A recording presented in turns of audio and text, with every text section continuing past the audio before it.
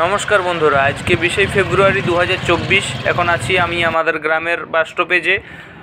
দুপুর 1টা বাজে। তো এইখান থেকে এখন বাস ধরে আমি যাব বাঁকুড়া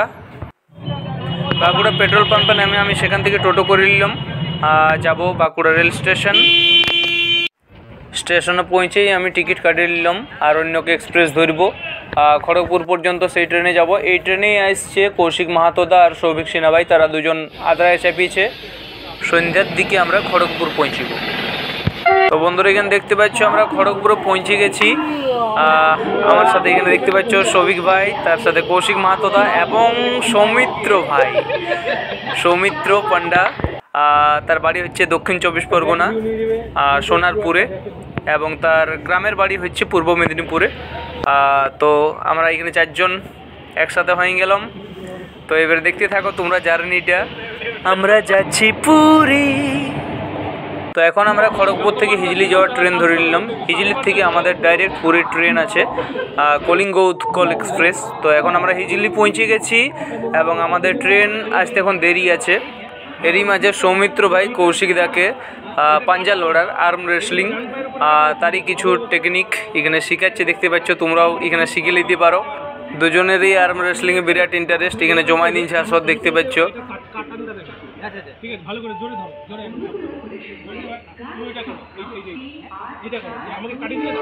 আমি সাহস করে শিখতে গেলাম না, কারণ সৌমিত্র ভাইয়ের কবজির যা জোর, তাতে কবজির হাড় ফাড় সব ভাঙিয়ে রেখে দিবে।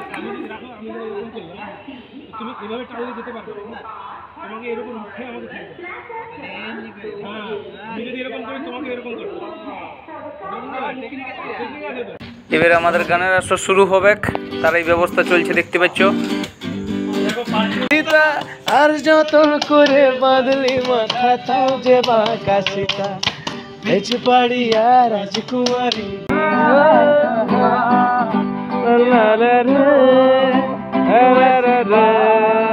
हो गई।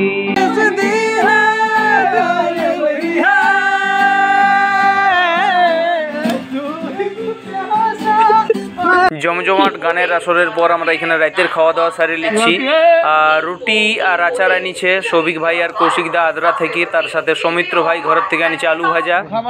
খাওয়া দাওয়া করার পর আমরা কিছুক্ষণ এদিক ওদিক ঘোরাঘুরি করে নিলাম, তারপর কিছুক্ষণ রেস্ট করছি, কারণ আমাদের ট্রেন আসতে আরও কিছুক্ষণ দেরি আছে। তো ফাইনালি আমাদের ট্রেন এসে গেছে। Let's go. 1 2 3 পুরী।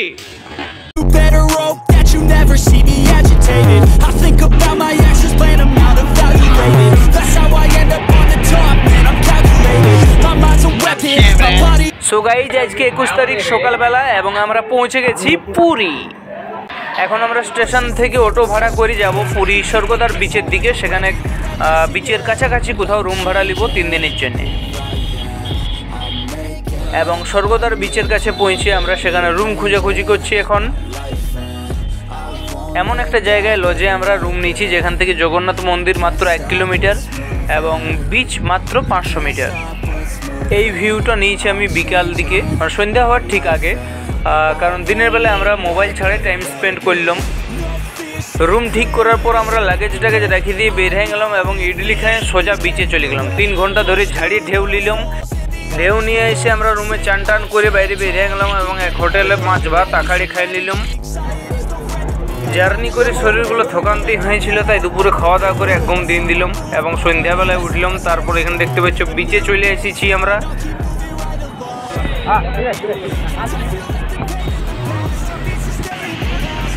বিচে বসে শীতল হাওয়া খাইতে খাইতে ঢেউ দেখতে দেখতে কয়েকজন মিলে আড্ডা দেওয়ার অনুভূতিটাই আলাদা। এক কাকার কাছে লেমন টি খাইলাম, কোয়ালিটি ছিল A1। বিচে বসে থাকতে দেখতে একটা করে ডিম সিদ্ধ খাই নিলাম আমরা। তারপর এখন বিচের যে বাজার আছে প্রত্যেক দিন বসে এখানে, সে বাজার পরিক্রমা করছি।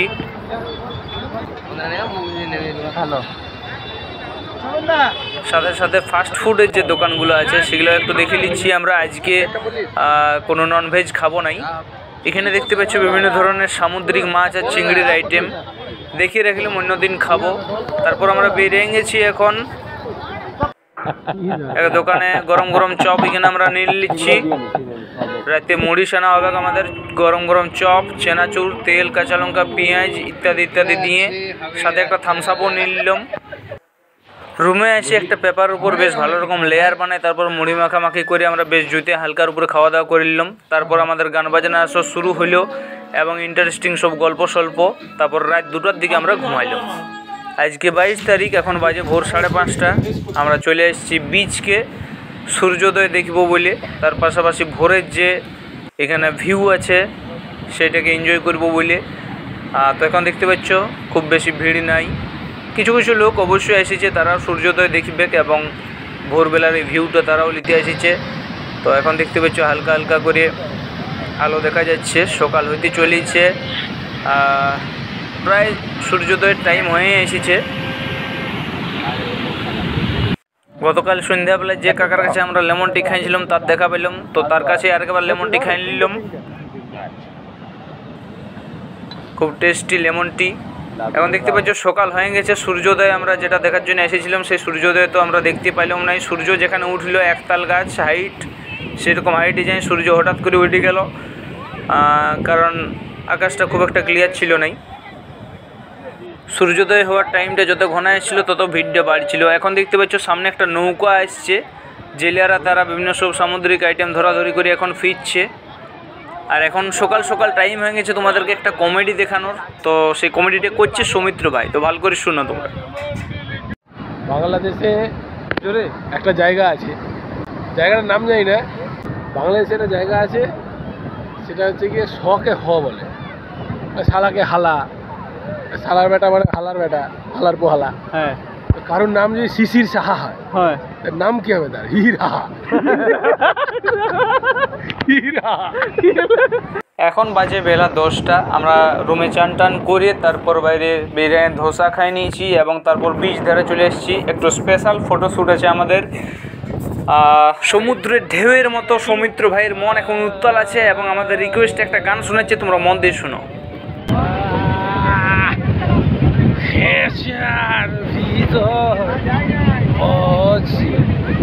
পাখি কেমনে আসে যায়,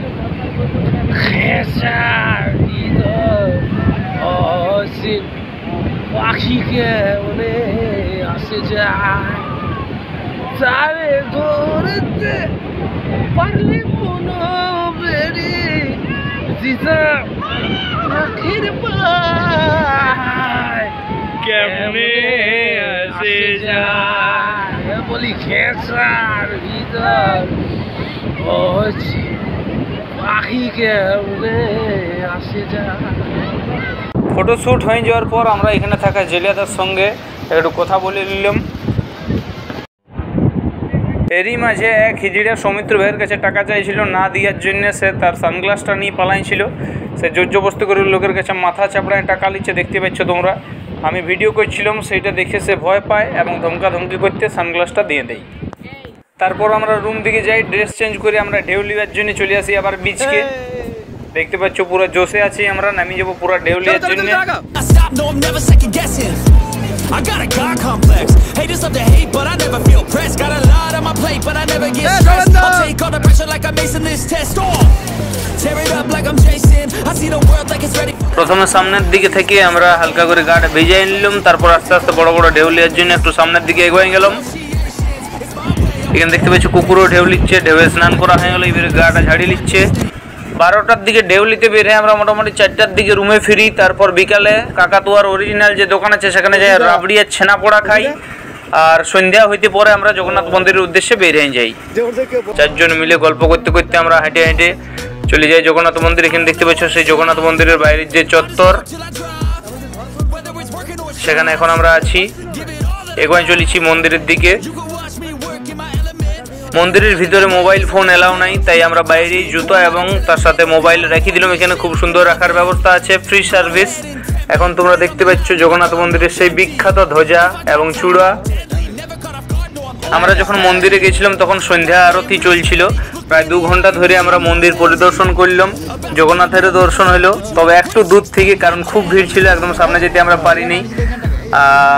তারপর এখানে দেখতে পাচ্ছ বাইরে বের হয়ে আমরা একটু ফটোশ্যুট করে নিচ্ছি। কৌশিকদা ডিরেকশন দিচ্ছে, সাথে সৌভিক ভাই সেই লেভেলের হাসি দিচ্ছে।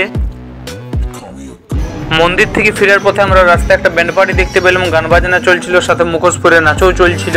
একজনকে জিজ্ঞাসা করে সে বললো যে একটা ছেলের পৈতে হয়েছে, যে ছেলেটাকে দেখতে পাচ্ছি এর পৈতে হয়েছে এবং এখন মন্দির দিকে যাচ্ছে ভগবানের আশীর্বাদ নেওয়ার জন্য। পুরী ঘুরতে এলে কম বেশি সবার কাছেই জগন্নাথ মন্দিরটা একটা বিরাট বড় আকর্ষণ। তো মন্দির থেকে ফিরতে ফিরতে আমাদের 10:30 বাজে যায়। তারপর আমরা সোজা বিচে চলে যাই এবং সেখানে ঘন্টাখানেক সময় কাটাই। তারপর আমরা মোটামুটি 12টার দিকে রুমে ফিরি এবং আগের দিনের মতোই হালকার উপর মুড়ি খাওয়া দাওয়া করে গল্প সল্প করতে করতে 1:30টার দিকে ঘুমাই যাই। তো বন্ধুরা, আজকে হচ্ছে 23শে ফেব্রুয়ারি, সকাল 6:30 বাজে। এখন আমরা টোটো করে বেরিয়ে গেছি আরবান হাটের উদ্দেশ্যে। সেখানে আমাদের একটা বাস বুক করা আছে, এসি বাস। আগের দিন রাত্রিবেলায় বুক করে রেখেছিলাম। সেই বাস 7:30টায় ছাড়বে এবং সেই বাসে করে আজকে আমরা পুরী থেকে বের হয়ে বেশ কিছু বিখ্যাত জায়গা ঘুরবো। এখন আমরা পৌঁছে গেছি আরবান হাটে। এখানে পৌঁছেই আমরা আমাদের বুক করা বাসটাকে সবার আগে খুঁজে নিলাম, তারপর চা খাই নিলাম, সাথে ইডলি খাই ব্রেকফাস্টটা সারিয়ে নিলাম এবং জার্নি করার সময় হালকা করে টিফিন করার জন্য বিস্কুট আর কলা পাকা নিলাম। তো 7:30 বাজে গেছে এবং আমাদের আজকে জার্নিও শুরু হয়ে গেল।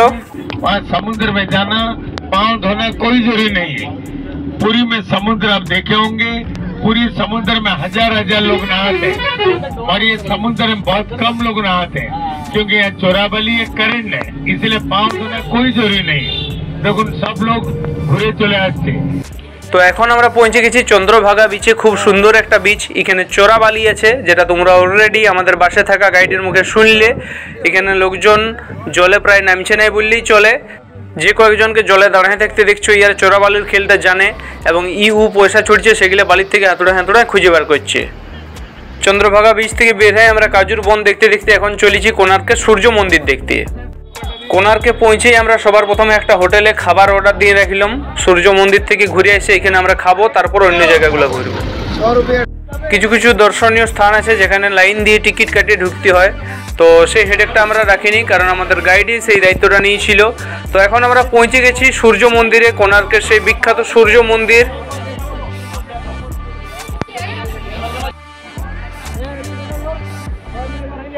কালক্রমে বিভিন্ন ঘটনার কারণে মন্দিরটা অনেকটাই ক্ষতিগ্রস্ত হয়েছে। বিশেষ করে চূড়াগুলা অনেকাংশে ভেঙে গেছে।